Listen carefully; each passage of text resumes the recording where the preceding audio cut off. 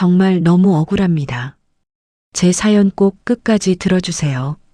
니년 머리채를 끌고서라도 제사상 앞에 앉힐 테니 당장 주소 불러.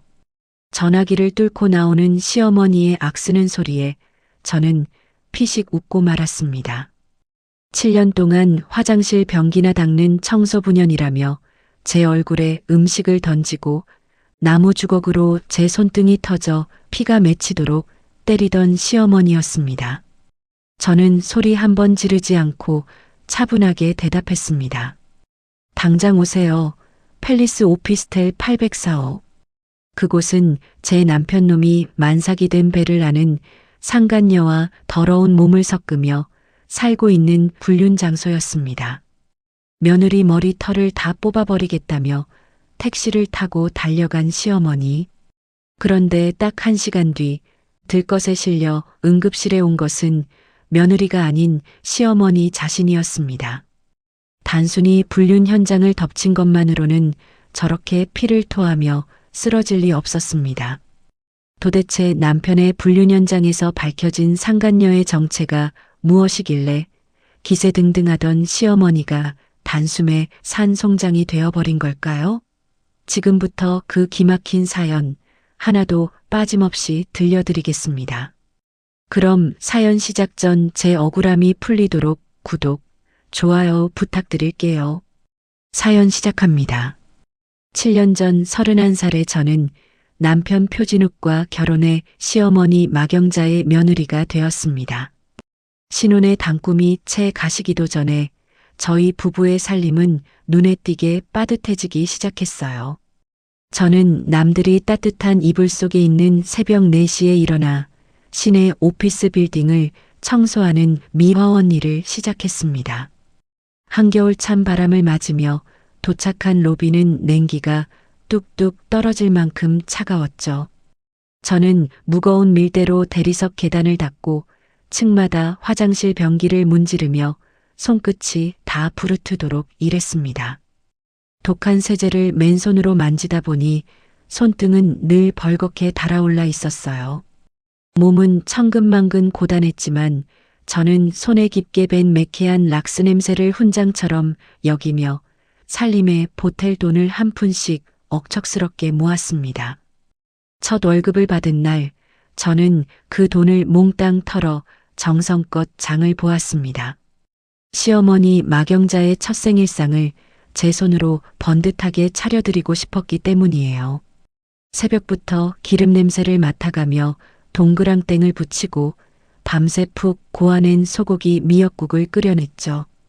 하지만 친척들이 거실에 둘러앉은 자리에서 시어머니는 수저를 들기도 전에 상 앞에서 대놓고 코웃음을 쳤습니다. 치워라. 남의 화장실 변기나 닦는 청소부 며느리가 차린 밥을 찝찝해서 어디 입에 대겠니? 시어머니의 싸늘한 호통에 화기애애하던 거실은 순식간에 찬물을 끼얹은 듯 조용해졌습니다. 시어머니는 친척들이 다 보는 앞에서 제 직업을 조롱거리로 삼았어요. 심지어 무안에서 고개를 숙이고 있는 제 손을 확 낚아채더니 다른 손으로 자기 코를 막는 신용까지 하더라고요. 으유, 비린내가 진동을 한다. 락스 냄새에 찌든 더러운 손으로 감히 조상님 모시는 집안 음식에 손을 대. 그 모욕적인 폭언에 제 가슴은 시퍼렇게 멍이 드는 것 같았습니다. 친척들은 누구 하나 나서서 저를 감싸주지 않고 애써 시선을 피하기만 했죠. 저는 눈물이 쏟아질 것 같은 걸 꾹 참고 묵묵히 밥그릇을 치워야만 했습니다. 그날 밤 저는 이 서러운 마음을 남편 표진욱에게 조심스레 털어놓았어요.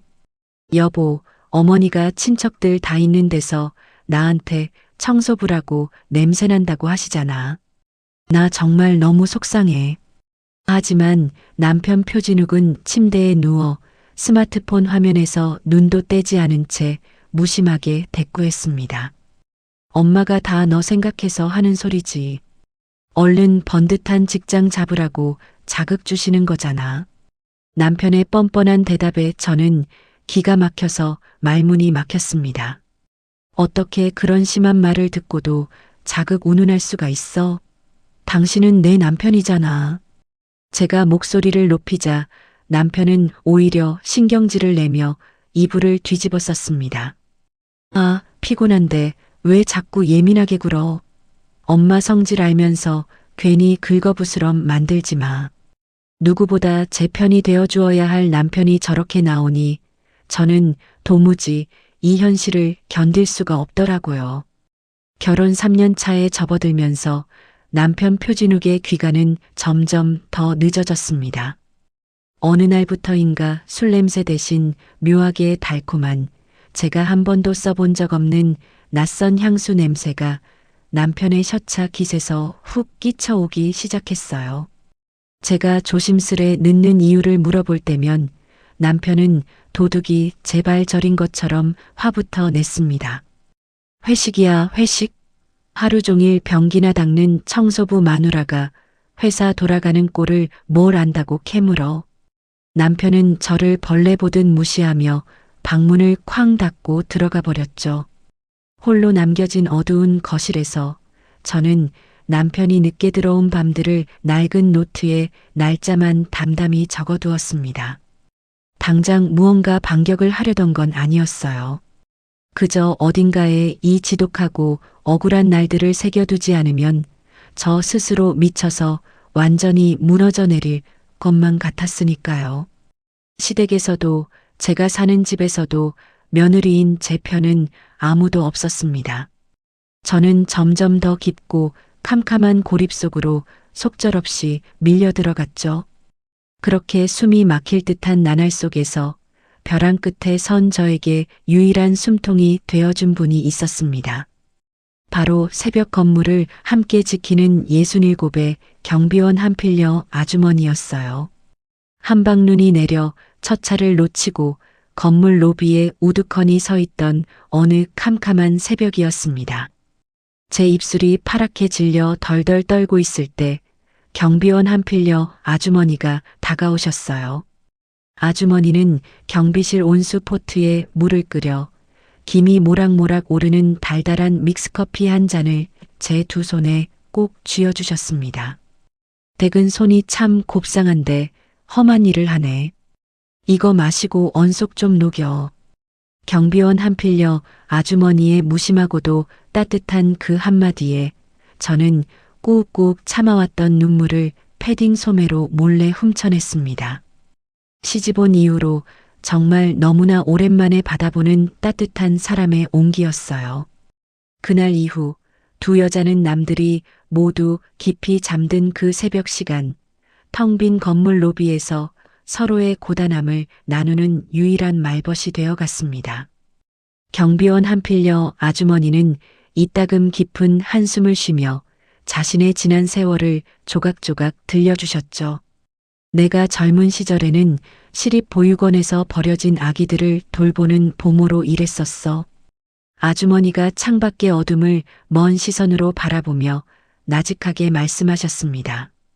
그 시절엔 추운 겨울날 보육원 문 앞에 몰래 버려진 핏덩이들이 어찌나 많던지 얼어 죽기 전에 이 두 손으로 참 많이도 거두어 안아드렸지. 저는 뜨거운 믹스커피를 호흡 불어 마시며 아주머니의 말씀을 그저 노인의 짠한 예시하기로만 흘려들었어요. 그 옛날엔 다들 그렇게 사연 많고 팍팍하게 살았겠거니 짐작만 했죠. 당시에 저는 제 하루살이가 너무 고달파서 남의 사연에 깊이 귀 기울이고 의미를 따져볼 여유조차 없었던 거예요. 저는 새벽 청소를 마치고 파김치가 되어 집으로 돌아가면 잠깐 눈을 붙였다가 다시 시댁의 대소사를 챙겨야 했습니다. 제 몸은 이중의 혹독한 노동에 하루하루 종이장처럼 달아가고 있었어요. 남편 표진욱의 뻔뻔한 무관심과 외도의 흔적들, 시어머니 마경자의 지독한 멸시, 그리고 아무도 손 내밀지 않는 섬 같은 고립이 제 결혼 생활의 목을 조용히 조여오고 있었습니다. 하지만 저는 그때 당장 이 집안을 벗어나거나 반격할 결심을 내리지는 못했어요. 그저 이 지옥 같은 하루를 간신히 버텨내는 것만으로도 너무 벅차서 이 악물고 숨죽여 견디고 있었죠. 그때의 저는 정말 꿈에도 상상하지 못했습니다. 새벽마다 제게 믹스커피를 건네며 늙은 손을 토닥여주던 경비원 한 필려 아주머니가 훗날 제 인생을 통째로 뒤집어버릴 소름 끼치는 진실의 열쇠를 쥐고 있다는 사실을 말입니다. 그리고 남들이 우러러보는 시댁의 끔찍한 민낯이 바로 아주머니의 그 오래된 기억 속에서 피어오를 줄은 더더욱 몰랐습니다.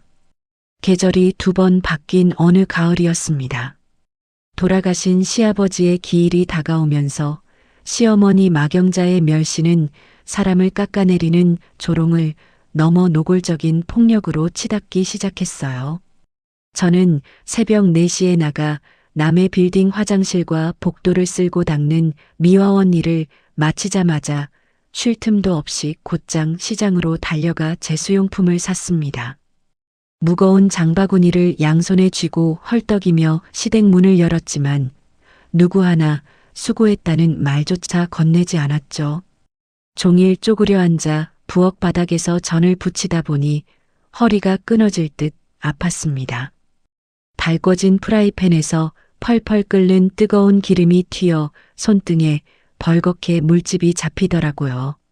살이 타는 듯한 쓰라림에 저도 모르게 눈물이 핑 돌았지만 저는 꾹 참고 손을 멈추지 않았어요. 어떻게든 흠잡힐 일을 만들지 않으려고 입술을 꽉 깨물고 수십 장의 전을 뒤집고 또 뒤집으며 버텼습니다. 저녁이 되어 친척들이 거실로 하나둘 모여들고 제사상이 번듯하게 차려졌습니다. 매의 눈으로 상차림을 날카롭게 훑어보던 시어머니 마경자가 갑자기 제가 정성껏 부친 동그랑땡 접시를 확 집어들었습니다. 챙그랑. 시어머니 마경자는 친척들이 다 지켜보는 앞에서 제 발치에 전을 그대로 쏟아버렸습니다. 노릇노릇하게 부친 전들이 뽀얀 기름을 묻힌 채 거실 바닥으로 처참하게 나뒹굴었어요. 저는 너무 놀라 숨도 쉬지 못하고 그 자리에 얼어붙고 말았죠. 이딴 걸 조상님이 드시겠냐? 정성이 없으니 손맛도 없지. 시어머니의 날 선 호통에 화기애애하던 거실은 순식간에 찬물을 끼얹은 듯 조용해졌습니다. 친척들은 숨을 죽이고 눈치만 살폈고 저는 황급히 바닥에 무릎을 꿇고 흩어진 전을 주워 담기 시작했어요. 바닥에 엎드린 제 모습이 너무나 비참했지만 지금은 이 난장판을 수습하는 게 먼저라고 생각했던 거예요. 그때였습니다. 짝, 짝. 시어머니 마경자가 손에 쥐고 있던 단단한 나무 주걱으로 제 손등을 사정없이 내리쳤습니다. 아! 제가 외마디 비명을 지르며 몸을 움츠렸지만 매질은 멈추지 않았어요. 치워. 내 더러운 청소부 손으로 조상님 음식을 만지지 마라. 도끼 어린 폭언과 함께 나무 주걱이 2번, 3번 연거푸 제 얇은 손등에 내리꽂혔습니다. 새벽 내내 락스물에 부르트고 낮에는 뜨거운 기름에 데웠던 제 손등 위로 시퍼런 멍자국이 무덥게 부어올랐죠. 뼈가 부서지는 듯한 고통보다 친척들이 다 지켜보는 앞에서 무릎 꿇린 채 주걱으로 맞는 그 끔찍한 모욕감이 저를 더 아프게 찔렀습니다. 거실 한 구석에는 종갓집 큰 며느리인 58배 시고모 표속 형님이 앉아 계셨습니다. 시고모 표속 형님은 굳은 얼굴로 짐승처럼 매를 맞는 저를 보며 흠집 몸을 떠시더라고요. 젊은 시절 본인이 겪었던 호된 시집살이의 지독한 서름이 떠오르셨는지 시고모의 2눈이 불안하게 흔들리는 것을 저는 똑똑히 보았습니다. 형님은 무언가 말리려는 듯 입술을 달싹이며 몸을 반쯤 일으키셨어요. 하지만 시어머니 마경자의 서슬 퍼런 기세 앞에서 시고모 표속 형님은 결국 입을 다문 채 고개를 돌려 외면해 버렸습니다. 그 비겁하고도 차가운 침묵의 순간 저는 가슴 한구석이 텅 빈 것처럼 서늘하게 무너져 내리는 것을 느꼈습니다. 이 넓은 거실에 핏줄을 나눈 가족들이 가득한데도 아무도 저를 도와주지 않는다는 그 지독한 고립감이 뼛속까지 파고들더라고요. 제사가 끝나고 친척들이 뿔뿔이 흩어진 뒤에도 시고모 표속 형님은 부엌에서 홀로 산더미 같은 설거지를 하는 제 등을 차마 똑바로 바라보지 못하셨습니다. 도망치듯 현관문을 나서는 형님의 뒷모습을 보며 아마 형님의 가슴속에도 평생 뽑히지 않을 묵직하고 뾰족한 죄책감의 가시 하나가 깊숙이 박혔을 거라고 생각했어요. 그날 밤 물먹은 솜처럼 무거운 몸을 이끌고 캄캄한 집으로 돌아왔습니다. 저는 결혼 이래 처음으로 남편 표진욱에게 소리내어 억울함을 토해냈어요. 여보, 어머니가 사람들 다 있는 데서 날 나무 주걱으로 때렸어. 당신도 내 옆에서 똑똑히 봤잖아. 제 목소리는 억눌린 분노와 서름으로 형편없이 떨리고 있었습니다. 하지만 남편 표진욱은 거울 앞에서 넥타이를 신경질적으로 획 풀며 너무나 심드렁하게 대꾸했습니다. 아, 그깟 전 좀 쏟았기로 왜 자꾸 사람을 달달 볶아. 엄마 성질 뻔히 알면서. 이 퉁퉁 부은 손등이 안 보여? 내가 당신네 집안 짐승이야? 왜 내가 맞고 살아야 해? 그리고 너 요즘 자꾸 예민하게 구는 거 알아? 집안 분위기 망치지 말고 며느리답게 조용히 좀 넘어가라. 남편은 방어막은커녕 오히려 제게 화를 내며 안방문을 쾅 닫고 들어가 버렸습니다. 홀로 남겨진 서늘한 거실에서 저는 시퍼렇게 부어오른 손등을 찬물에 가만히 담갔습니다. 차가운 물이 상처에 닿을 때마다 욱신거리는 통증이 눈물과 함께 밀려왔죠.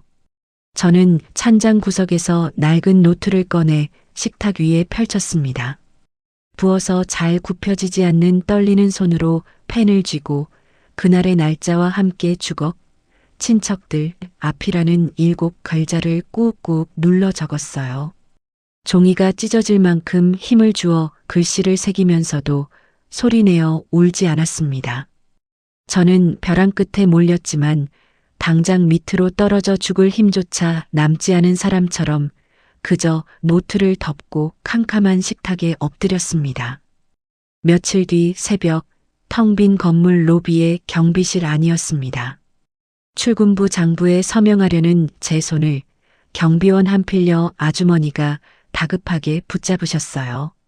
아주머니는 제 손등에 선명하게 남은 시퍼런 멍과 화상 자국을 보고 주름진 얼굴이 딱딱하게 굳어지셨습니다. 쯧쯧. 상처가 왜 이렇게 험해?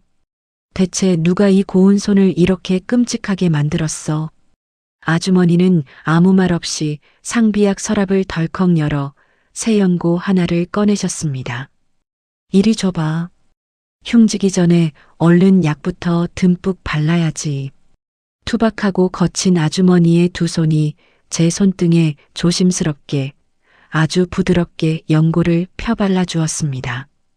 말 안 해도 다 안다. 묻지 않으마. 나도 옛날에 다 그런 모진 세월을 겪고 살아봤으니까. 경비원 한필려 아주머니의 묵직하고 낮은 목소리가 차가운 경비실 안을 따뜻하게 채웠습니다. 그 순간 저는 시집온 이후 처음으로 누군가 온전히 제 편이 되어준다는 느낌을 받았어요. 남편 표진욱도 모른 척하고 시고모 표속 형님도 외면했던 제 상처를 피 한 방울 섞이지 않은 늙은 경비원 아주머니가 어루만져 주셨으니까요.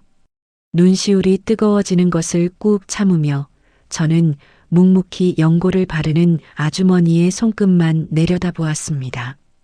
하지만 시어머니 마경자의 그 잔인하고 천박한 폭력은 절대 그날의 주걱질 한 번으로 끝나지 않을 거라는 걸 저는 직감하고 있었죠. 제 안에서 꾹꾹 눌러 담기만 하던 인내와 서러움이 이제 서서히 임계점을 향해 차오르고 있었습니다. 이 견고하고 끔찍한 멸시의 벽에 첫 번째 균열을 낼 거대한 실마리가 바로 곁에 다가오고 있다는 사실을 그때의 저는 아직 알지 못했습니다. 그 엄청난 진실의 꼬투리가 엉뚱하게도 남편 표진욱의 겨울 코트 주머니 속에서 조용히 저를 기다리고 있을 줄은 정말 꿈에도 상상하지 못했어요. 계절이 2번 바뀐 어느 주말이었습니다. 남편 표진욱이 지방으로 출장을 간다며 짐을 챙겨 집을 나선 직후였죠.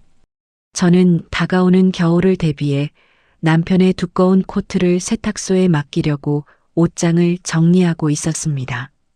먼지를 털어내려 코트 안주머니에 무심코 손을 집어넣었는데 빳빳하게 접힌 낯선 종이 한 장이 손끝에 잡히더라고요. 종이를 꺼내 펼쳐본 순간 제 심장이 쿵 하고 바닥으로 떨어지는 것 같았어요. 회사와도 저희 집과도 전혀 상관없는 시내 중심가 오피스텔의 관리비 고지서였죠. 종이를 쥔 제 손끝이 미세하게 덜덜 떨리기 시작했습니다. 며칠 동안 고지서를 낡은 손가방 깊숙한 곳에 숨겨두고 밤잠을 설쳤습니다.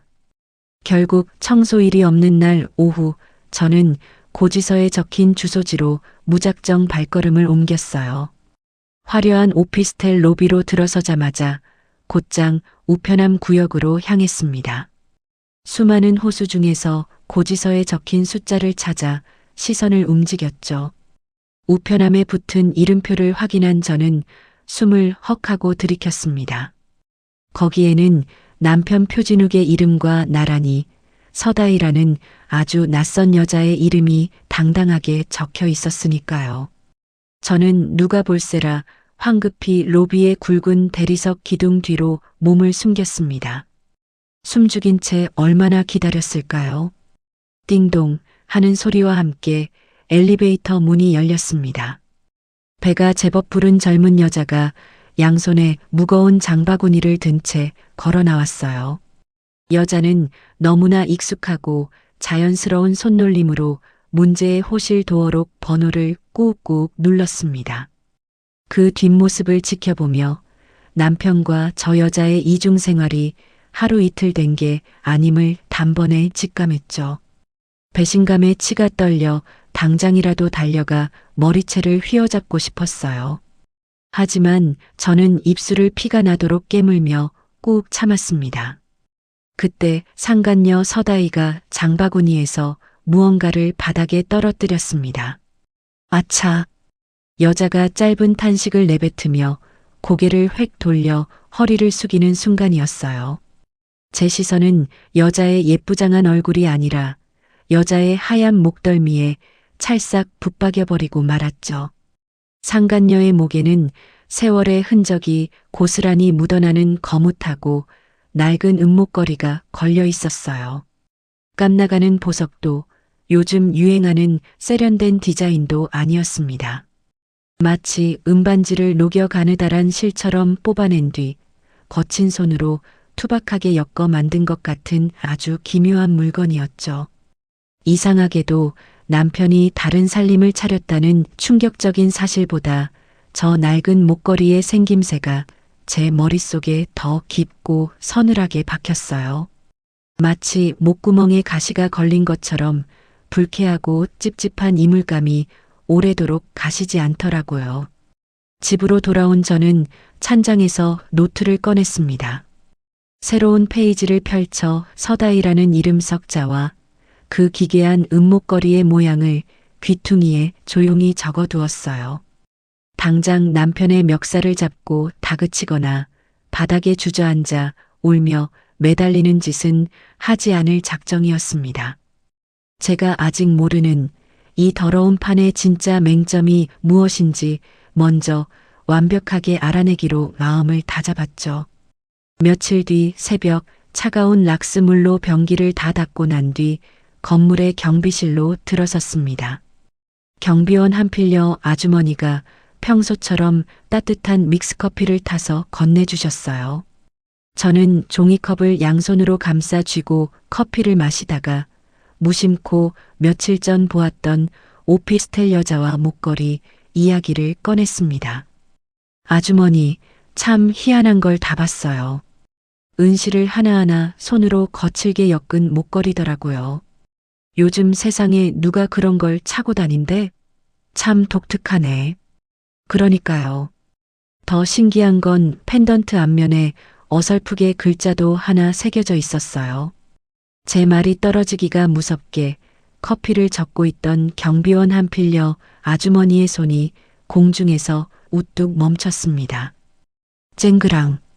플라스틱 숟가락이 바닥으로 요란하게 떨어졌지만 아주머니는 죽지도 않으셨어요. 아주머니의 깊게 패인 주름진 얼굴 위로 도무지 알 수 없는 짙은 그늘이 휙 스치고 지나갔습니다. 경비원 아주머니는 저를 쳐다보지도 못한 채 한동안 말없이 경비실 창밖에 새까만 어둠만 뚫어져라 응시하시더라고요. 손으로 직접 엮은 은목걸이에 글자 하나가 새겨져 있다고? 아주머니의 목소리는 형편없이 떨리고 있었습니다. 네. 멀리서 봐서 정확한 글자는 못 봤지만 모양이 정말 특이했어요. 내가 옛날에 딱 그런 목걸이를 본 적이 있는데 아주머니가 마치 혼잣말처럼 넋을 잃고 중얼거리셨습니다.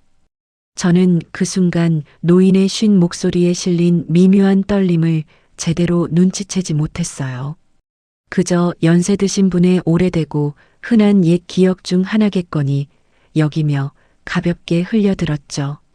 하지만 그날 이후 경비원 한필려 아주머니의 모습은 눈에 띄게 이상해졌습니다. 며칠 동안 넋이 나간 사람처럼 경비실 책상에 앉아 낡은 옛 사진첩만 미친 듯이 뒤적거리셨어요. 제가 새벽에 출근하며 반갑게 인사를 건네도 허공을 보며 건성으로 고개만 끄덕이셨죠. 무언가 깊은 충격에 빠진 듯한 노인의 낯선 변화를 어렴풋이 느끼긴 했지만 제게는 당장 눈앞에 불부터 끄는 게 더 시급했어요. 저는 틈이 날 때마다 오피스텔 주변 골목을 샅샅이 뒤지며 상간녀 서다희의 뒤를 밟았습니다. 며칠의 끈질긴 추적 끝에 저는 서다희가 오피스텔에서 2블록 떨어진 골목 안쪽에서 작은 카페를 운영하고 있다는 사실을 알아냈습니다. 화려한 간판과 비싼 소품들로 꾸며진 번듯한 가게를 보며 남편의 월급만으로는 절대 차려줄 수 없는 규모라는 걸 단번에 파악했죠. 도대체 남편은 무슨 돈으로 저런 호사를 상간녀에게 바친 것인지 새로운 의문이 꼬리를 물고 이어지더라고요. 의심의 조각들을 하나하나 모으며 저는 이 역겨운 관계의 뿌리까지 남김없이 파헤치겠다고 굳게 다짐했습니다.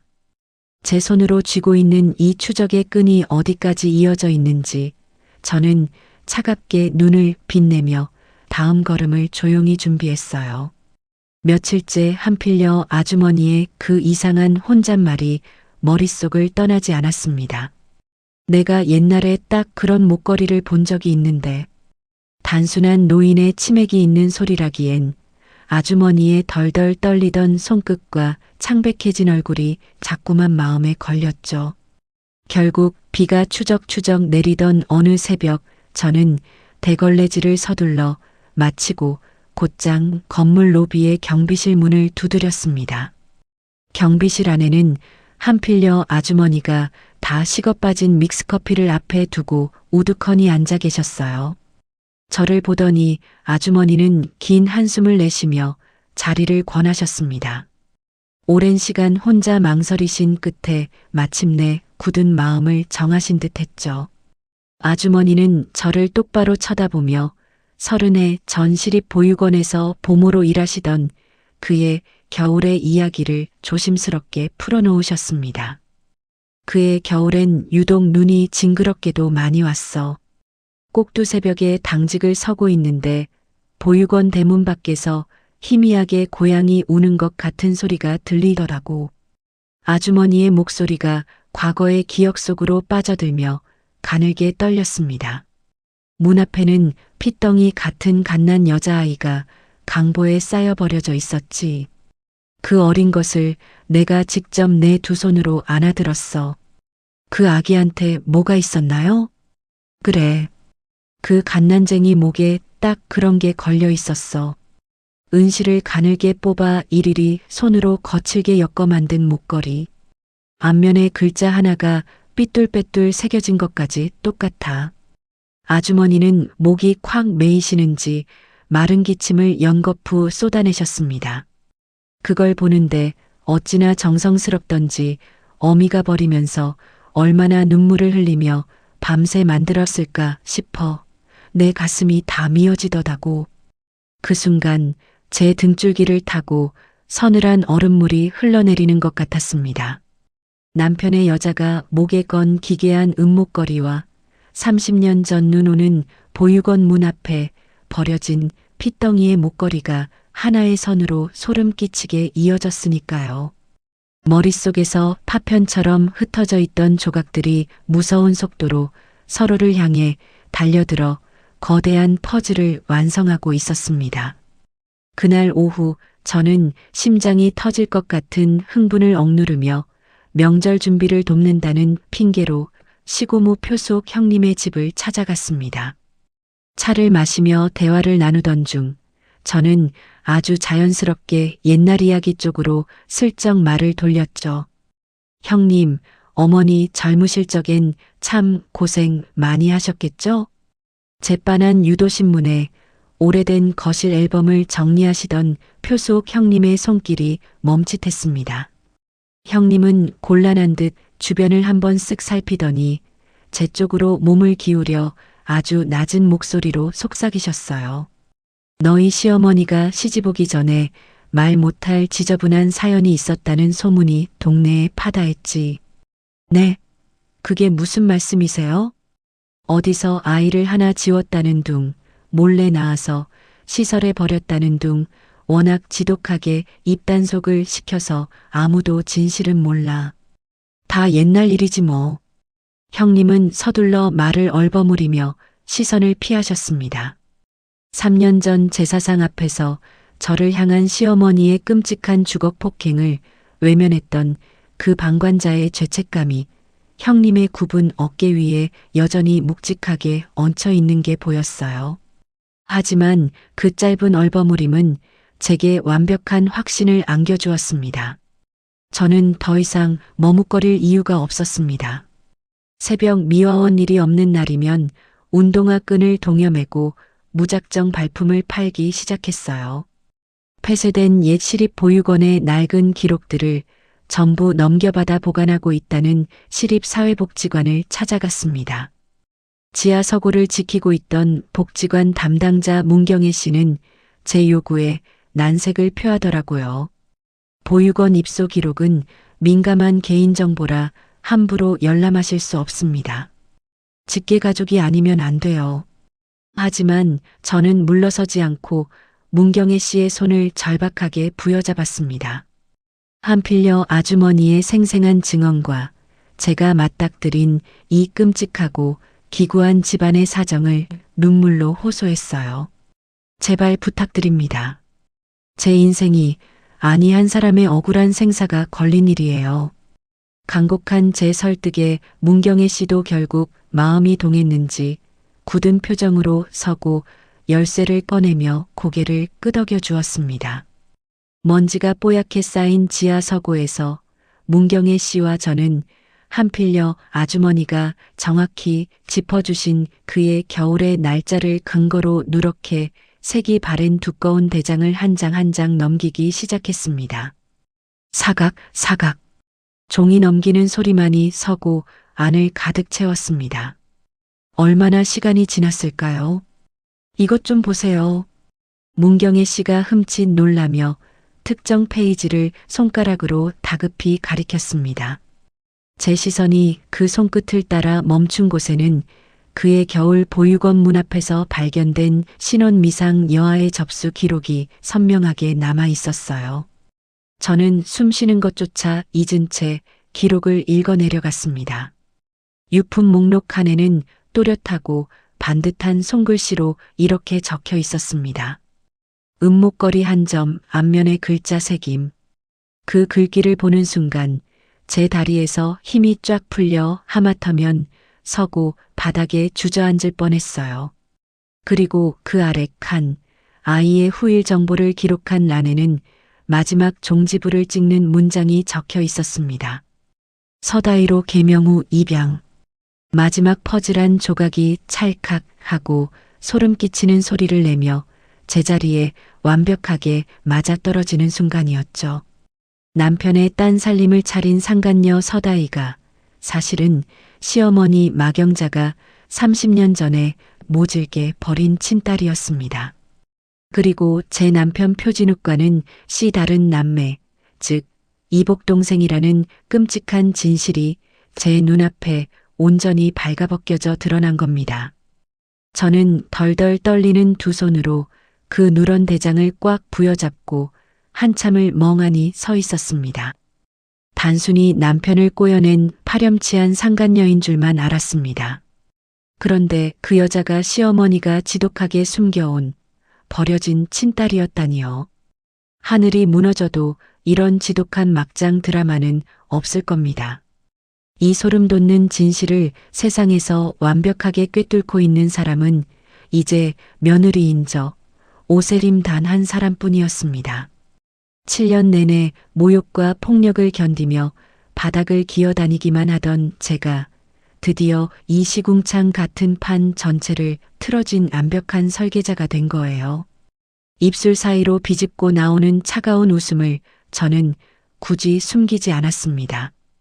진실의 거대한 뼈대를 온전히 움켜쥔 그날 밤부터 저는 이 완벽한 폭탄에 확실한 불을 붙이기 전까지 결코 제 패를 내보이지 않기로 굳게 결심했습니다. 단 하나의 빈틈도 남기지 않기 위해 조용히 마지막 증거를 쫓기 시작했어요. 다음 날 아침 저는 시어머니 마경자의 젊은 시절 사진을 확인하려 시고모 표숙 형님의 집을 다시 찾아갔습니다. 형님, 갑자기 어머니 젊으실 적 모습이 궁금해져서요. 옛날 앨범 좀 빌려주실 수 있을까요? 제가 조심스레 묻자 시고모 표숙 형님은 저를 향한 묵직한 죄책감 때문인지 별다른 군말 없이 빛바랜 가족 앨범 몇 권을 선뜻 내어주셨습니다. 무거운 앨범을 품에 안고 집으로 돌아온 저는 식탁에 앉아 먼지 쌓인 페이지를 한 장씩 천천히 넘겼습니다. 그러다 20살 남짓한 시어머니 마경자의 흑백 사진 앞에서 멈칫하고 말았죠. 앳되고 불안한 눈빛을 한 젊은 시어머니 마경자의 하얀 목에 은실을 거칠게 엮어 만든 바로 그 기괴한 은목걸이가 버젓이 걸려 있었어요. 저는 겉옷 주머니에서 스마트폰을 꺼내 사진첩 폴더를 열었습니다. 언젠가 시어머니 마경자가 외출하고 집을 비웠을 때 안방 화장대 서랍 깊숙한 곳에서 평소엔 절대 꺼내지 않던 낡은 목걸이를 우연히 발견하고 몰래 찍어둔 사진이었죠. 식탁 위에 앨범 속 흑백 사진과 스마트폰 화면의 서랍 속 사진, 그리고 얼마 전 길거리에서 마주쳤던 상간녀 서다이의 목걸이, 생김새를 나란히 대조해 보았습니다. 이 세 개가 모두 한치의 오차도 없이 똑같은 사람의 손끝에서 나온 쌍둥이 물건임이 너무나 명백해졌어요. 며칠 뒤 앨범을 돌려드리러 표숙 형님의 집을 방문했습니다. 형님과 나란히 앉아 차를 마시며 사진을 한 번 더 훑어보던 중이었어요. 시고모 표숙 형님이 무심코 시어머니의 흑백 사진을 손가락으로 짚으며 결정적인 한마디를 툭 흘리셨습니다. 아이고, 이 목걸이 참 오랜만에 보네. 이거 자기 은반지를 녹여서 가느다란 실처럼 뽑은 다음 밤새워 손으로 직접 엮은 거라더라. 그 순간 제 심장이 쿵하고 요동쳤지만 겉으로는 애써 태어난 척 미소를 지었습니다. 그 말은 시어머니 마경자가 친딸을 보육원에 버리던 날 자신의 은반지를 녹여 딸의 이름 첫 글자를 새긴 똑같은 목걸이 2개를 만들었다는 완벽한 자물쇠를 채우는 증언이었습니다. 하나는 버려질 핏덩이에 얇은 베네옷 안에 찔러 넣어두고 나머지 하나는 평생 자신의 서랍 속에 끔찍한 죄의 장거로 품고 살았던 거예요. 자신의 입방정을 뒤늦게 깨달은 시고모 표수옥 형님은 자신이 무언가 엄청난 단서를 넘겨주었음을 직감하셨는지 불안하게 흔들리는 눈빛으로 저를 쳐다보셨습니다. 하지만 형님조차도 이 진실의 전모가 어디까지 이어져 있는지는 전혀 알지 못하셨죠. 출생의 비밀이라는 첫 번째 끔찍한 폭탄을 완성한 저는 지체 없이 남편 표진욱의 더러운 돈줄을 파헤치기 위해 발걸음을 옮겼습니다. 시내 중심가에 있는 큰 은행 문을 열고 들어가 대출 창구 앞에 앉았습니다. 오래전 남편이 어머니 노후 자금을 알아서 불려드린다며 시어머니 마경자에게서 인감도장과 위임장을 뻔뻔하게 받아가던 날의 기억이 떠올랐기 때문이에요. 저는 은행 대출 담당 직원 지동철 대리에게 남편 표진욱이 시어머니 명의로 진행한 거래 내역을 물었습니다. 가족관계를 증명할 서류를 들이밀자 은행원 지동철 대리가 모니터를 두드리며 사무적인 말투로 대답했습니다. 확인해 보니 남편 표진욱 씨가 어머니 마경자님의 인감과 위임장을 지참하셔서 어머님 명의 상가를 담보로 아주 거액을 대출받아 가셨습니다.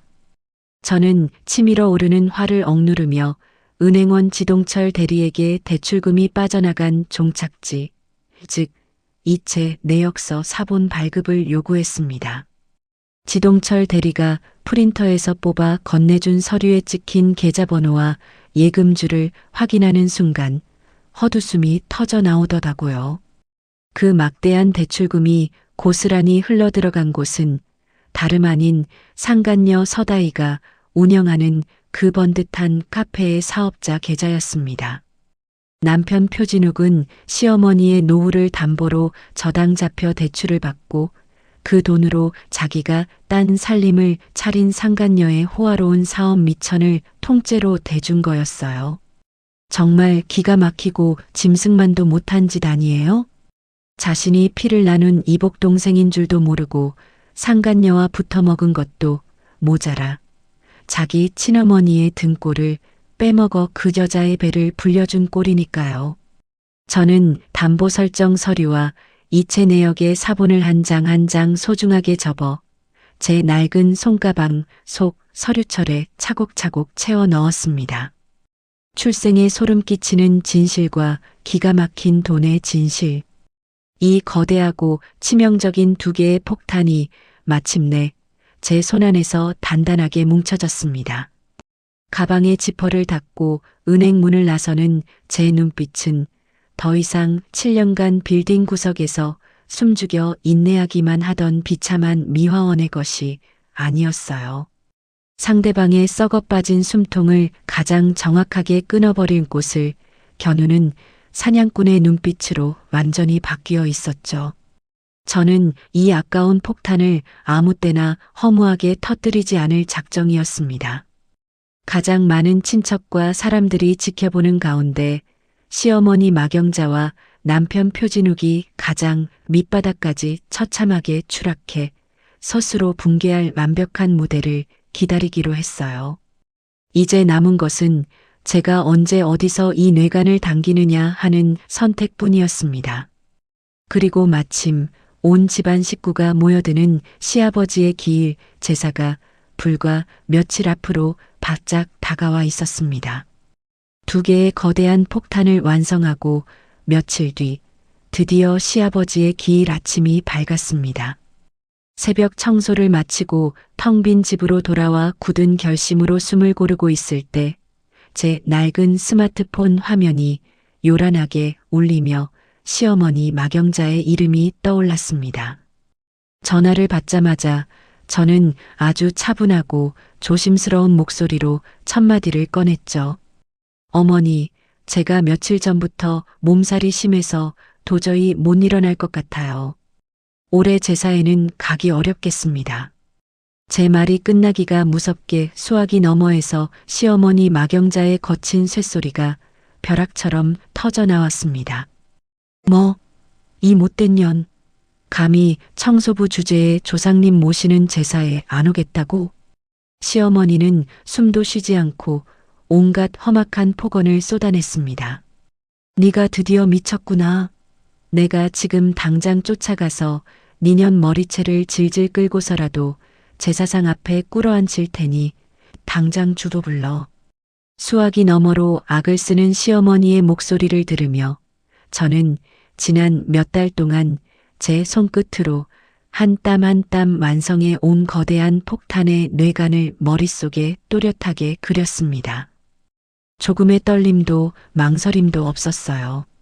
저는 제가 살고 있는 이 집이 아니라 남편 표진욱이 만삭의 상간녀 서다희와 딴 살림을 차린 그 오피스텔 주소를 너무나 또박또박 읊어주었습니다.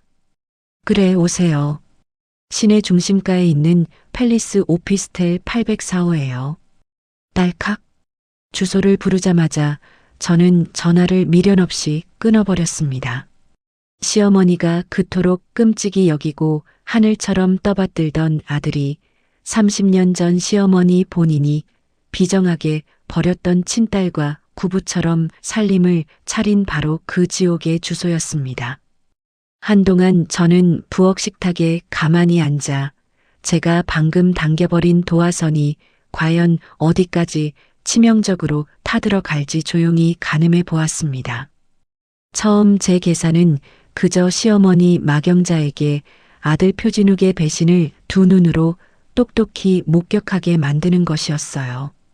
당신이 그렇게 싸고 돌던 잘난 아들이 만삭의 딴 여자와 살림을 차린 더러운 인간이라는 걸 똑똑히 봐라. 이게 제 첫 번째 노림수였죠. 시어머니 막영자가 상간녀의 정체나 낡은 은목걸이의 비밀까지 스스로 단번에 알아차릴 줄은 저 역시 그때까지는 확신하지 못했습니다. 저는 식탁 위에 놓인 손가방 속의 두툼한 서류철을 다시 한번 꼼꼼하게 확인했습니다. 상황이 어떻게 미쳐 돌아가든 마지막에 판을 뒤집고 진실의 쐐기를 박을 완벽한 준비를 마친 셈이었죠. 저는 곧장 시댁이나 그 오피스텔로 달려가지 않았습니다. 일부러 거리를 둔 채 이 더럽고 끔찍한 막장 드라마의 무대가 자기들끼리 얽히고 설켜 스스로 굴러가도록 느긋하게 내버려 두었어요. 같은 시각 두 정거장 떨어진 그 화려한 오피스텔 804호에서는 어떤 일이 벌어지고 있었을까요? 만삭의 배를 안고 있는 상간녀 서다희는 거실 소파에 앉아 태교라도 하듯 목에 걸린 그 낡고 거무튀튀한 은목걸이를 손끝으로 애틋하게 만지작거리고 있었습니다. 진욱 씨, 보육원 원장님이 그러셨는데 이 목걸이가 내 진짜 엄마가 나한테 남겨준 유일한 유품이래. 서다희가 불룩한 배를 쓰다듬으며 뭉클한 목소리로 말했지만 소파 반대편에 늘어져 있던 남편 표진욱은 텔레비전 화면만 쳐다보며 건성으로 고개만 까딱거렸습니다. 그래. 낡긴 했어도 의미 있는 물건이네. 남편 표진욱은 자기 친어머니가 며느리 머리채를 잡겠다며 씩씩대고 이 집을 향해 무서운 속도로 쳐들어오고 있다는 사실을 까마득히 몰랐습니다. 자신이 지금 매일 안고 자는 여자가 피를 나눈 여동생이라는 그 끔찍한 진실의 구덩이 위에 서 있다는 것도 모른 채 그저 태평하게 리모컨을 눌러대고 있었죠. 서다희는 곧 태어날 아이를 위해 작은 베넷 저고리를 곱게 개키며 평생 얼굴 한 번 본 적 없는 자신을 매정하게 버린 생모에 대한 막연한 그리움을 그 낡은 목걸이 하나에 실어 조용히 어루만지고 있었습니다. 제 집 부엌의 벽식의 초침이 무심하게 째깍거리며 흘러가는 동안 이 세 사람의 잔혹한 운명은 한치의 오차도 없이 파멸의 지점을 향해 무섭게 질주하고 있었습니다. 저는 창밖의 흐린 하늘을 내다보며 조용히 숨을 골랐습니다. 30년 전 눈 내리던 보육원 앞에서의 죄악과 지난 2년간 저를 기만해 온 남편의 더러운 외도, 그리고 제가 피눈물을 흘리며 쫓았던 지난 몇 달간의 지독한 추적이 바로 오늘 이 아침 하나로 소름 끼치게 맞물려 터질 것을 분명하게 예감했거든요. 아차, 마이너스거든요, 금지. 바로 오늘 이 아침 하나로 소름 끼치게 맞물려 터질 것을 분명하게 예감했으니까요. 저는 서두를 필요가 전혀 없었습니다. 시어머니 마경자가 택시를 타고 그 오피스텔 문 앞에 도착해 초인종을 누를 시간을 천천히 헤아리며 외투를 챙겨 입고 외출 채비를 갖췄습니다. 제가 시어머니를 폭탄이 설치된 그 집으로 밀어넣긴 했지만 정작 그 화려한 거실에서 가장 처참하게 무너져 내릴 사람이 과연 누구일지는 아무도 장담할 수 없는 일이었죠. 저는 묵직한 서류철이 든 낡은 손가방을 어깨에 단단히 둘러맸습니다. 도어록을 열고 현관을 나서는 순간 7년의 인내 끝에 벼려온 반격의 서늘한 막이 마침내 그 웅장한 막을 올리고 있었습니다. 전화를 끊은 시어머니 마경자가 씩씩거리며 택시를 잡아타고 제가 불러준 오피스텔 주소에 도착해 804호 초인종을 요란하게 누른 것은 채 1시간이 지나지 않아서였습니다. 오세림, 며느리라는 년이 어디서 숨어 있어? 당장 문 안 열어? 현관문을 주먹으로 쾅쾅 내리치던 시어머니 마경자의 기세는 당장이라도 문을 부술 것 같았습니다. 철컥하고 도어록이 열리는 소리가 났습니다. 그런데 문을 열고 고개를 내민 사람은 시어머니가 머리채를 잡으려던 며느리 오세림이 아니었어요. 배가 남산만하게 불은 젊고 낯선 여자 서다이였습니다. 누구세요? 기세등등하게 눈을 부라리던 시어머니 마경자는 순간 당황하여 말문이 막히고 말았죠. 그때 현관의 소란스러운 소리를 듣고 안쪽에서 실내복 차림의 아들 표진욱이 걸어 나왔습니다. 다이야, 아침부터 누구야? 시어머니 마경자를 발견한 표진욱은 마치 귀신이라도 본 사람처럼 그 자리에 뻣뻣하게 얼어붙었습니다. 어머니. 어머니가 여긴 대체 어떻게 오신 거예요? 남편 표진욱의 사색이 된 얼굴과 덜덜 떨리는 목소리를 듣는 순간 시어머니 마경자의 머릿속은 하얗게 비어버렸습니다. 눈에 넣어도 아프지 않을 아들이 제사도 팽개치고 임신한 낯선 여자와 버젓이 딴 살림을 차리고 있었다는 지독한 배신감이 뒷목을 강하게 쳤을 겁니다. 진욱이 너 인연이랑 여기서 뭘 하고 있는 거야? 시어머니의 손끝이 부들부들 떨렸습니다. 하지만 폭풍은 이제 겨우 시작이었어요. 패닉에 빠져 헐떡이던 시어머니 마경자의 시선이 겁에 질려 있는 서다이의 얼굴에서 천천히 그 하얀 목덜미로 미끄러져 내려갔습니다. 거기에는 30년 전 자신이 은반지를 불에 녹여 실처럼 뽑아내고 밤을 새워 거친 손으로 엮어 만들었던 바로 그 기괴한 은목걸이가 걸려 있었습니다. 세상에 단 하나뿐인 그 끔찍한 모양새. 시어머니 마경자는 홀린 듯이 천천히 손을 뻗어 서다이의 목에 걸린 낡은 펜던트를 획 뒤집었습니다. 펜던트 앞면에는 어설프게 파인 글자 하나가 선명하게 새겨져 있었습니다. 다. 마경자 자신이 핏덩이를 버리러 가던 날 피눈물을 흘리며 직접 새겨 넣었던 버린 딸의 이름 첫 글자였습니다. 그 순간 시어머니 마경자의 다리에서 스르륵 힘이 빠졌습니다. 자신의 배 아파 낳은 소중한 아들이 30년 전에 내다버린 자신의 친딸과 부부처럼 한 집에 살며 아이까지 가졌다는 구역질 나는 진실이 벼락처럼 마경자의 정수리를 내리친 겁니다. 너 목에 그거 어디서 났어? 시어머니의 목구멍에서 피를 토하는 듯한 절규가 터져 나왔습니다. 야, 왜 이러세요? 시어머니 마경자는 서다이의 목걸이를 움켜쥔 채 그 자리에 거품을 물고 현관 바닥으로 쿵 하고 무너져 내렸습니다.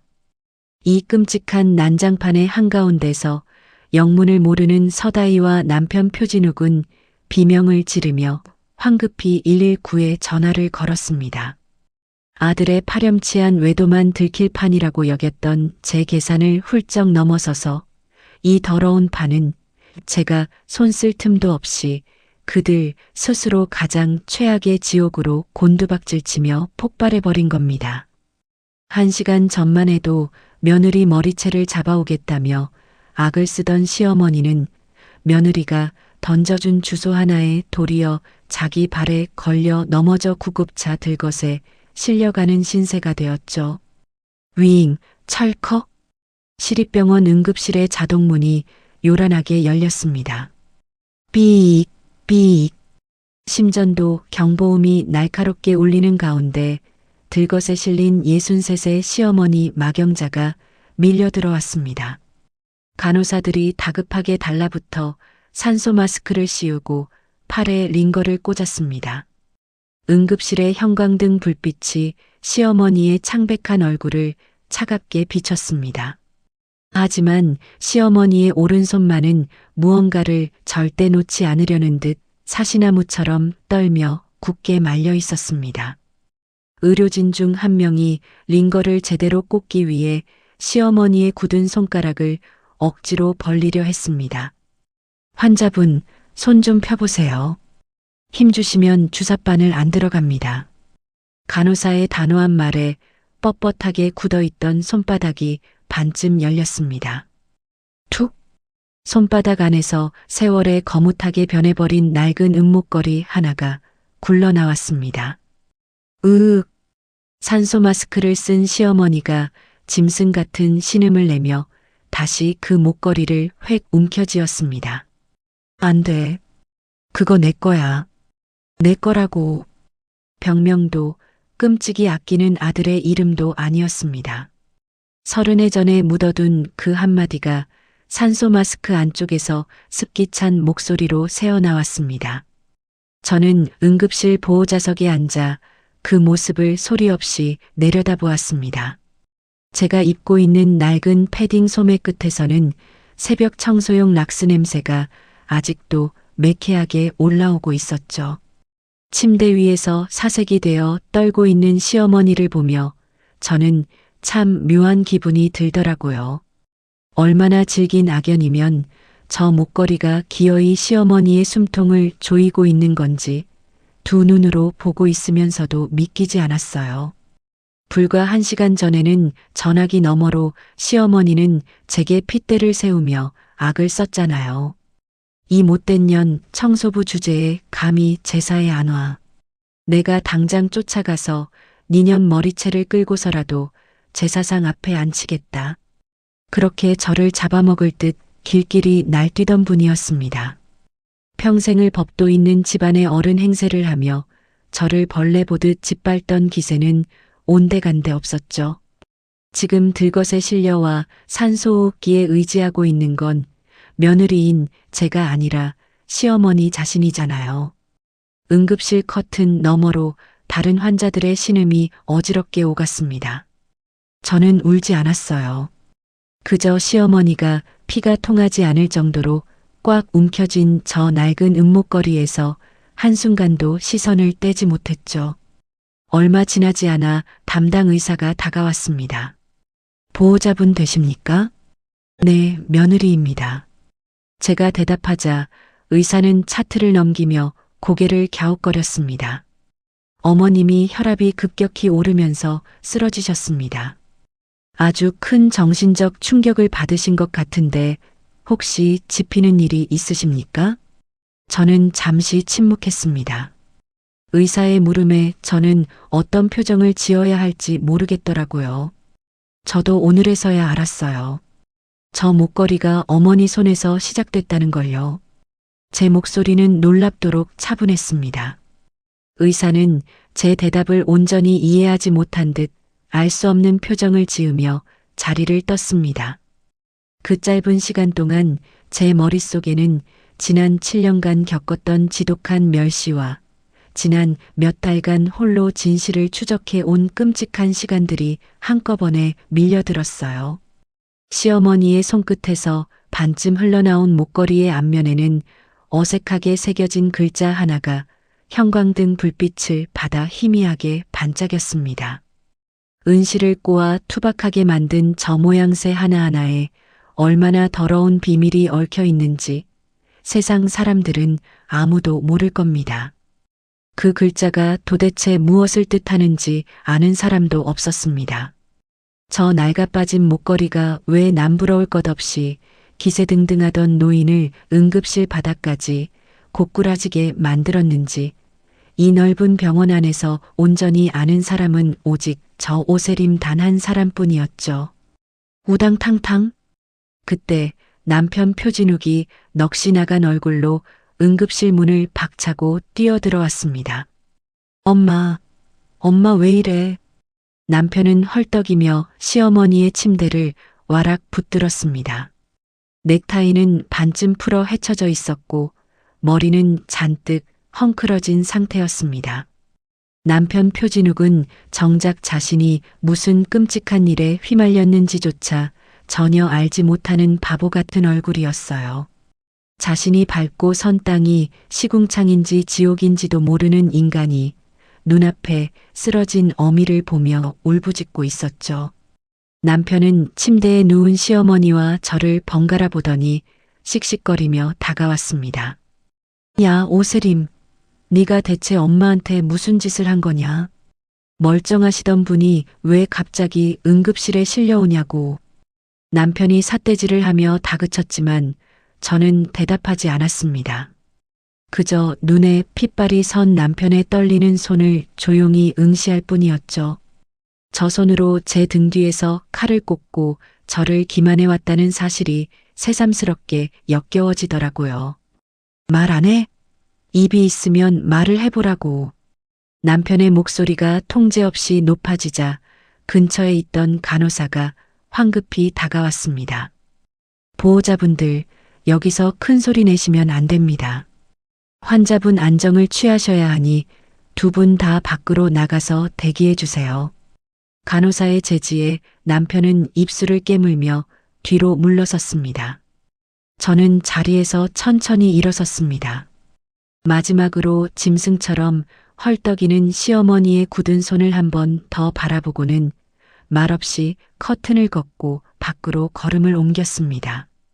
응급실 밖 보호자 대기실 의자에 남편과 나란히 앉았습니다. 남편 표진욱은 불안한 듯 초조하게 다리를 덜덜 떨며 연신 마른 세수를 해댔습니다. 아씨, 진짜 미치겠네. 엄마가 딴 살림집 주소는 어떻게 알고 거기까지 찾아간 거야.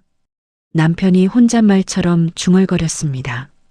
저는 남편의 징징거리는 소리를 들은 채 만체하며 무릎 위에 얹어둔 낡은 손가방만 가만히 내려다보았어요. 덜덜 떠는 남편 옆에서 흔들림 없이 정면을 응시하는 제 가슴속은 오히려 차갑게 가라앉고 있었습니다. 제 손가방 안에는 지난 몇 달에 걸쳐 제가 피 말리며 모아온 서류철이 묵직하게 들어 있었으니까요. 남편 표진욱이 시어머니 재산을 빼돌린 배임 증거, 상간녀 서다희의 존재, 그리고 시어머니가 평생 숨겨온 소름 끼치는 출생의 진실이 모두 담긴 서류였습니다. 하지만 저는 가방 지퍼를 굳게 닫아두었습니다. 아직은 이 서류를 남편 눈앞에 꺼내 던질 때가 아니었어요. 제가 모은 증거들은 단순한 종이 쪼가리가 아니라 이 집안의 숨통을 단번에 끊어버릴 두 개의 폭탄이었습니다. 가장 완벽한 타이밍에 가장 뼈아픈 방식으로 뇌관을 당기기 위해 아껴두어야 했죠. 창밖으로는 어느새 늦가을의 찬비가 흩뿌리기 시작했습니다. 빗방울이 유리창을 세차게 때리는 소리가 대기실 안까지 스며들었습니다. 응급실 복도의 낡은 형광등은 여느 밤처럼 무심하게 깜빡거렸습니다. 저는 무릎 위에 올린 두 손을 꽉 쥐며 조용히 시선을 돌렸어요. 저를 이 지옥 같은 고립으로 몰아넣었던 모든 일이 처음 어긋나기 시작한 7년 전 그 지독한 겨울을 향해서 말입니다. 남들이 우러러보며 칭송하던 법도 있는 집안의 견고한 가면이 바로 오늘 밤 이 응급실에서부터 소리 없이 금이 가기 시작했습니다. 그 처절한 파멸의 과정을 저는 두 눈을 똑바로 뜨고 끝까지 지켜볼 참이었습니다. 이 모든 소동의 끝에서 산소 마스크를 쓴 채 헛소리를 내뱉는 시어머니를 내려다보았습니다. 그녀의 굳은 오른손에는 30년 묵은 원죄의 증거인 은목걸이가 여전히 꼭 쥐어 있었어요. 저는 병상 곁을 잠시 지키다 조용히 돌아섰습니다. 그리고 넋이 나간 채 응급실 복도 구석에서 바들바들 떨고 있는 상간녀 서다희에게 천천히 다가갔습니다. 서다희 씨, 조용한 곳으로 가서 이야기 좀 하죠. 인적이 뜸한 복도 끝 비상계단 앞에서 저는 어깨에 메고 있던 낡은 손가방을 열었습니다. 그리고 지난 몇 달간 피 말리며 모아온 서류철을 꺼내 서다희의 눈앞에 한 장씩 펼쳐 내려놓았습니다. 30년 전 시립보육원 입소대장에 적힌 은목걸이 한 점, 앞면에 글자 새김이라는 기록. 20살 무렵의 시어머니 마경자가 똑같은 목걸이를 걸고 찍은 흑백 사진. 그리고 화장대 서랍 속에 평생 숨겨져 있던 나머지 쌍둥이 목걸이의 사진까지. 모든 증거가 서다희의 발밑에 차례로 깔렸습니다. 서류를 들여다보던 서다희의 예쁘장한 얼굴이 순식간에 백지장처럼 하얗게 질렸습니다. 그녀는 자신이 평생을 소중하게 걸고 다녔던 유일한 유품이 사실은 자신을 쓰레기처럼 내다버린 생모의 끔찍한 낙인이었음을 비로소 깨달았을 겁니다. 그러니까 내 뱃속 아이의 아빠가 사실은 나랑 피가 섞인 내 이복 동생이라는 거예요? 서다희의 목소리는 형편없이 갈라져 짐승의 앓는 소리 같았습니다. 저는 대답 대신 서류 위에 적힌 날짜와 이름을 손끝으로 가만히 짚어주었습니다. 사랑이라 굳게 믿고 가정을 꾸리려 했던 모든 희망이 세상에서 가장 역겹고 끔찍한 형태로 뒤집히는 순간이었습니다. 아, 아니야. 말도 안 돼. 서다희는 목에 걸린 목걸이를 쥐어뜯을 듯이 부여잡고 복도 차가운 벽에 미끄러지듯 주저앉아 오열하기 시작했습니다. 배를 움켜쥐고 숨이 넘어갈 듯 우는 그녀의 모습은 차마 두 눈 뜨고 보기 어려울 만큼 처참했어요. 저는 바닥에 쓰러진 서다희의 가녀린 어깨 위에 조용히 손을 얹었습니다. 저를 7년간 지옥으로 몰아넣은 남편의 상간녀였지만 지금 제 손길에는 증오나 사리가 담겨 있지 않았어요. 그저 어른들의 이기심과 더러운 욕망에 짓밟혀 평생을 속고 산 또 다른 가엾은 피해자를 향한 뜻밖의 연민이 조용히 일렁이고 있었죠. 이 잔인한 연극의 진짜 괴물은 산소 마스크를 쓰고 누워있는 시어머니 마경자와 아무것도 모른 채 바보처럼 울고 있는 남편 표진욱이었습니다.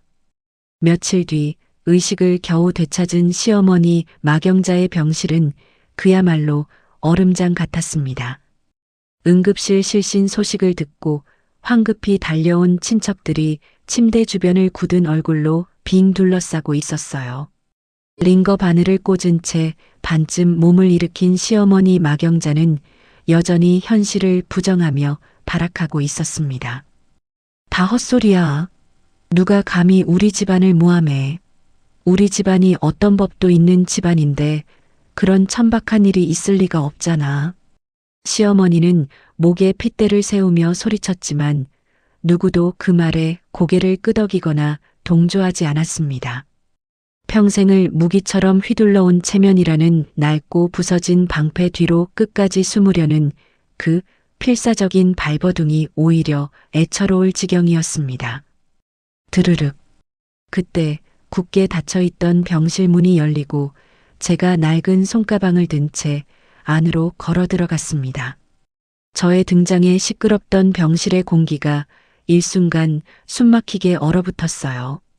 저는 조금의 망설임도 없이 침대 곁 탁자로 다가가 들고 온 두툼한 서류철을 쾅 소리나게 내려놓았습니다. 어머니가 30년 전에 눈물로 만들어버리신 그 증거물, 어머니가 그토록 끔찍이 아끼는 아들이 길에서 덥석 주워왔네요. 제 서늘하고 또렷한 목소리가 병실 안을 차갑게 울렸습니다. 표진욱 씨도 서다희 씨도 자신들이 피를 나눈 남매라는 걸 전혀 몰랐죠. 이 세상에서 오직 어머니 단 한 분만 그 목걸이를 한눈에 알아보셨고요. 며느리의 가차없는 일격에 시어머니 마경자의 얼굴에서 마지막 핏기마저 싹 가셨습니다. 입술을 파르르 떨며 저를 노려보는 시어머니의 두 눈에는 지독한 공포와 경악이 서려 있었죠. 바로 그때였습니다. 병실 문가에 굳은 얼굴로 서 있던 시고모 표수옥 형님이 천천히 앞으로 걸어 나왔습니다. 3년 전 제사상 앞에서 제가 나무 주걱으로 매를 맞을 때 외면했던 그 깊은 죄책감을 형님은 끝내 이기지 못하고 마침내 입을 여셨습니다. 형님, 이제 그만하시죠. 저는 처음부터 전부 다 알고 있었습니다. 표수옥 형님의 떨리는 목소리에 친척들의 시선이 일제히 쏠렸습니다. 형님이 시집 오기 전에 배 불렀던 아이를 몰래 낳아 밤중에 어디로 보냈는지, 그리고 그날 밤 눈물을 쏟으며 그 은반지를 녹여 은목걸이 2개를 손수 엮으시던 모습까지 제가 두 눈으로 똑똑히 봤습니다. 형님의 생생한 증언에 병실 안 친척들이 경악하며 웅성거리기 시작했습니다. 30년이라는 긴 세월 동안 시어머니 마경자의 오만한 체면, 놀이에 묵묵히 동조해 온 유일한 방관자가 스스로 입을 여는 순간이었죠.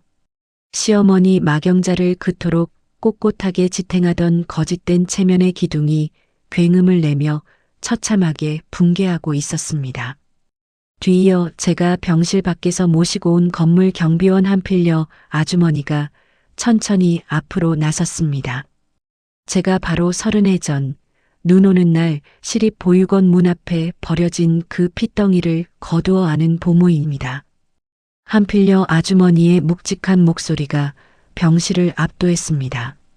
그 불쌍한 갓난아기 목에 걸려있던 은실 목걸이가 며칠 전 응급실에서 저 양반이 손에 꼭 쥐고 실려왔던 것, 그리고 상간녀 서다의 씨목에 걸려있던 것과 한치의 오차도 없을 똑같은 물건이었습니다. 두 여자의 완벽하고도 치명적인 증언 앞에서 시어머니 마경자는 더 이상 어떤 변명도 거짓말도 짜낼 수 없었습니다. 그녀는 두 손으로 얼굴을 감싸쥐고 침대 베개에 머리를 파묻은 채 짐승처럼 처절하게 흐느끼기 시작했어요. 평생을 공들여 쌓아 올린 견고한 성이 흔적도 없이 산산조각 나는 순간이었죠. 같은 무렵 병원 밖 남편 표진욱의 세계 역시 소리 없이 철저하게 박살나고 있었습니다. 제가 확보하여 넘긴 상가 담보 설정 서류와 거액의 이체 내역서가 곧바로 경찰과 은행의 조사로 이어졌거든요. 아차, 마이너스거든요. 금지. 제가 넘긴 증거들이 경찰과 은행의 본격적인 조사로 이어졌기 때문입니다. 남편 표진욱이 치매기가 있는 어머니를 속여 인감을 훔쳐내고 어머니 명의의 노른자의 상가를 몰래 담보로 잡아 대출금을 가로챈 파렴치한 배임 사실이 만천하에 드러났습니다. 채권은행은 자금 회수를 위해 즉각 상가에 대한 가압류 절차에 돌입했어요. 그 무렵 자신이 운영하던 카페의 창업 미천이 시어머니를 등쳐먹어 나온 더러운 돈이었음을 알게 된 서다희의 충격은 이루 말할 수 없었을 겁니다. 그녀는 무거운 만삭의 몸을 이끌고 짐을 싸서 뒤도 돌아보지 않고 그 화려했던 오피스텔을 영원히 떠났습니다. 며칠 뒤 시내 중심가 골목 어귀에서는 차가운 압류 딱지가 덕지덕지 붙은 상가 셔터 앞에 주저앉은 남편 표진욱의 초라한 모습이 사람들에게 목격되었습니다. 효자 행세를 하며 친어머니의 등골을 빼먹고 자신이 매일 밤 안고 자던 여자의 정체조차 끝내 몰랐던 어리석은 남자의 말로였죠. 표진욱은 양복은 흙먼지 투성이가 된 채 헝클어진 머리를 두 손으로 감싸 쥐고 길바닥에서 엉엉 소리 내어 울고 있었습니다. 아내도 잃고 어머니도 잃고 뱃속에 아이를 품은 상간녀까지 모두 잃은 채 그 남자는 길거리에 나앉은 완벽한 빈 껍데기로 전락해버린 겁니다. 시어머니 마경자는 병원비를 정산하고 퇴원했지만 평생 목숨처럼 지켜오려 했던 가짜 체면을 전부 잃고 말았습니다. 친척들은 노골적으로 그녀를 피했고 동네 사람들의 따가운 손가락질과 수군거림을 견뎌낼 재간이 없었죠. 결국 시어머니는 평생을 떵거리며 살아온 고향 마을을 스스로 등지고 쫓기듯 야반도주하여 아무도 자신을 모르는 먼 시골로 조용히 모습을 감췄습니다. 7년 동안 남의 건물 화장실을 닦으며 입술을 깨물고 견디기만 하던 미화원 며느리의 깊은 침묵. 그 침묵은 오랜 시간 응축되었다가 마침내 가해자들 스스로의 추악한 비밀을 파고들어 그들을 완벽하게 무너뜨리는 가장 조용하고도 치명적인 반격으로 되돌아왔습니다. 지옥 같았던 제 전쟁은 그렇게 끝이 났습니다. 저를 그토록 짓밟고 멸시했던 사람들은 결국 자신들이 평생 숨겨온 추악한 진실과 마주하며 스스로 완벽하게 무너져 내렸습니다. 삶은 참 무섭고도 정직하죠. 남의 눈에 피눈물을 흘리게 하면 결국 자신이 던진 그 돌에 자신이 맞고 쓰러지는 게 인생의 순리인가 봅니다. 지금도 어디선가 예전의 저처럼 캄캄하고 차가운 현실 속에서 묵묵히 오늘을 견뎌내고 계실 분들이 있다면 제가 끓여낸 이 국수 한 그릇의 온기처럼 따뜻한 위로를 전하고 싶습니다.